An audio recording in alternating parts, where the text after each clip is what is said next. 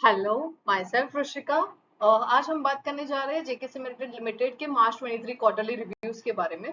तो आज हम यहाँ देख पा रहे हैं रेवेन्यू में पूरे क्वार्टर सारे मार्च 20 क्वार्टर में ईयरली क्वार्टर्स में देखेंगे तो कभी डिक्रीज और कभी कम कभी ज्यादा। तो एवरेजली कुछ 9 से 10% का उन्होंने इंक्रीमेंट दिखाया है ओवर द ईयर में, जो कि हम एनुअल रिजल्ट्स में देख ही पा रहे हैं। मार्च 21 से मार्च 22 में 21% का इंक्रीज किया, मार्च 22 से मार्च 23 में 22% का इंक्रीज किया, which is a good sign.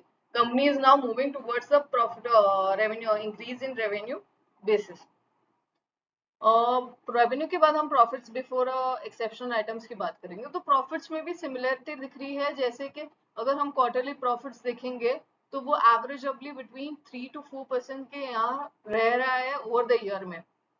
लेकिन अगर हम वही प्रॉफिट्स को एनुअल बेसिस पे देखेंगे तो देखा जाएगा कि प्रॉफिट्स में बढ़ोतरी आ चुकी है। मार्च 22 में हमने 8% का रेवेन्यू प्रॉफिट बुक किया था ऑन रेवेन्यू, और इस ईयर में हमने सिर्फ 5% ही बुक किया है, which is not a good sign. Profit revenue तो बढ़ते ही जा रहा है ऑन अ कांस्टेंट बेसिस पे, बट प्रॉफिट हमारा रिड्यूस होते जा रहा है, which is a sign of concern.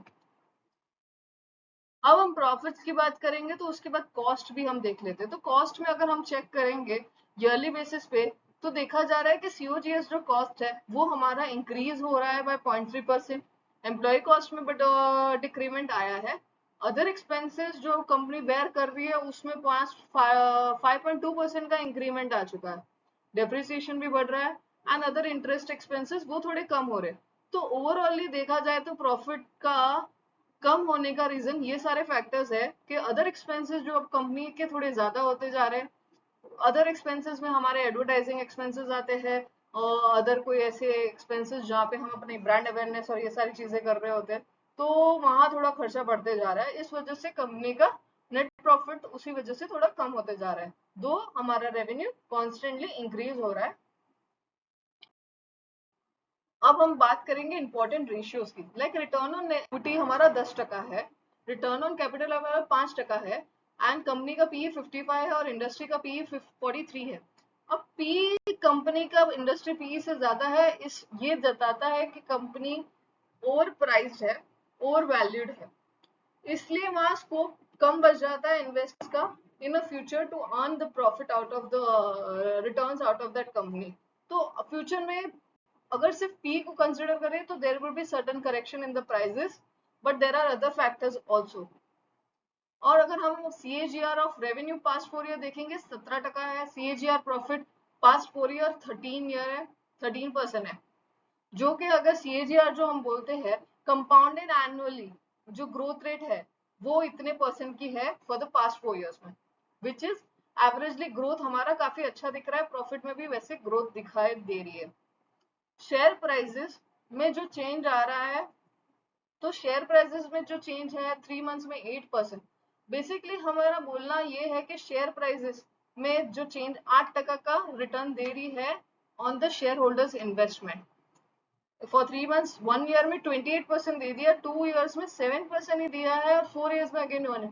तो वैसे देखे जाए तो इन्वेस्टर को जो अपने रिटर्न मिल रहे हैं on investment in office shares वो भी कांस्टेंट नहीं है, और वो फ्लक्चुएटिंग मैनर में है, कभी बहुत ज्यादा कभी थोड़ा कम, बट एवरेजली देखेंगे तो भी वो प्रॉफिट अच्छा ही दे रही है ऑन हिज इन्वेस्टमेंट।